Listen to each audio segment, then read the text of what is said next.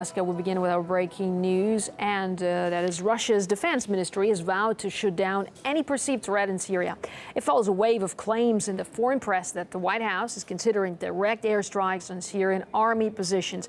Let's now discuss this with our team's Daniel Hawkins, who joins me live from central Moscow. So, Daniel, tell us a bit more about this latest development.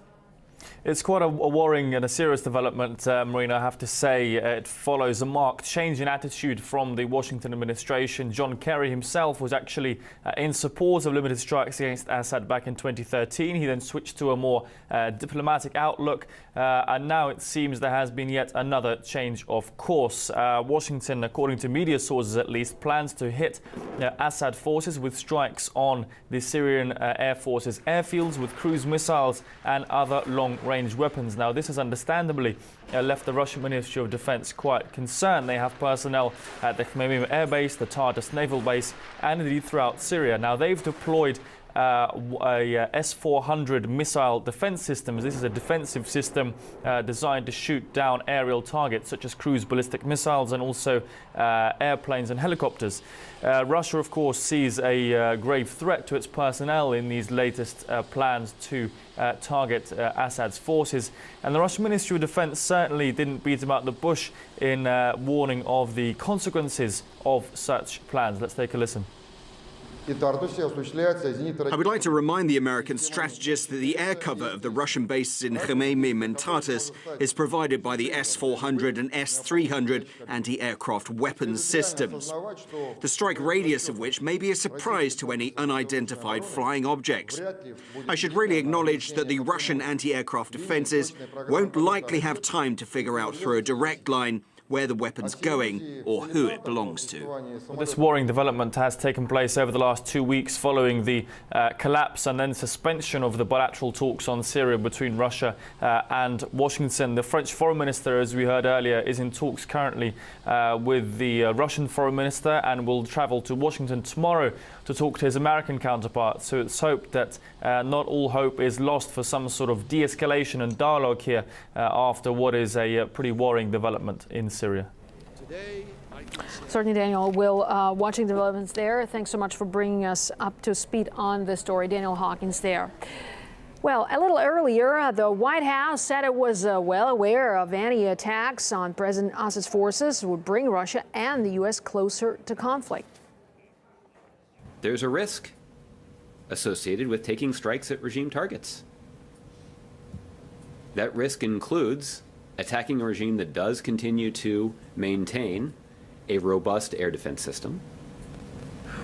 It also edges U.S. and Russian military forces closer to confrontation. It doesn't serve anybody's interest.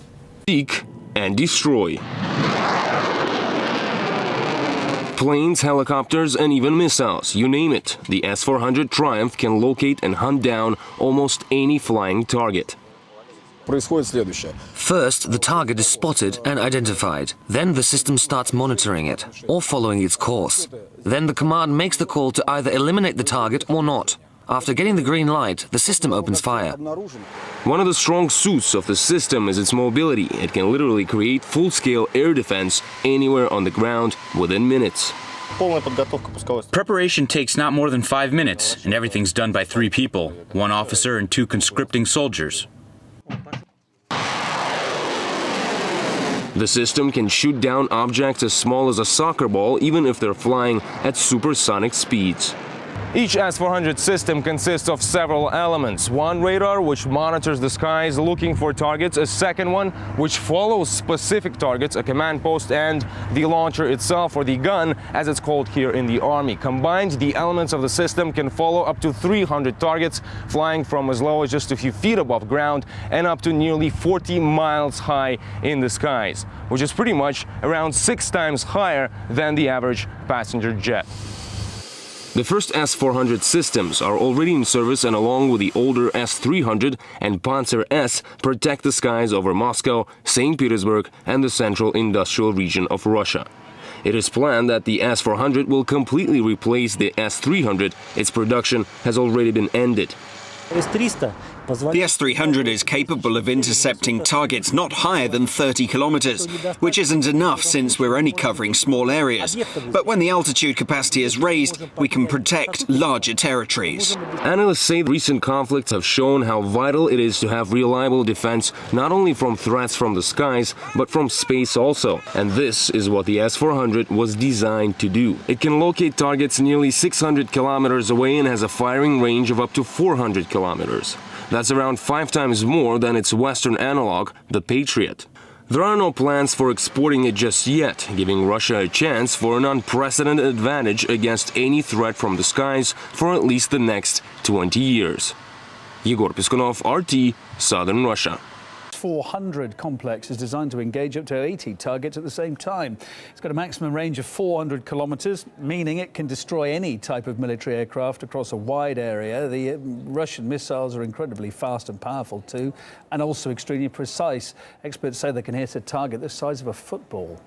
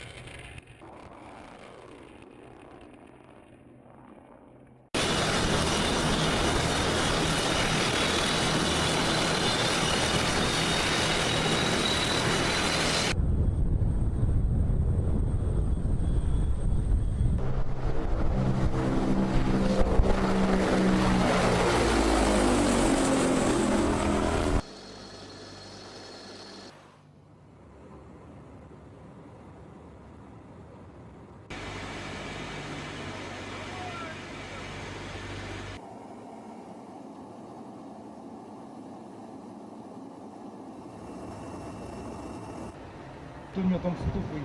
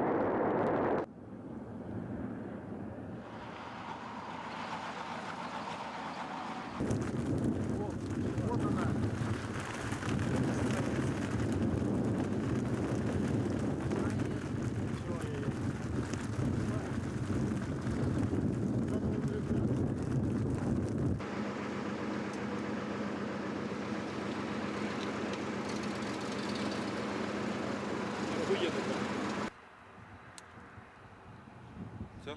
Я сейчас секундочку. Сверху смотри, он реально в котловане находится.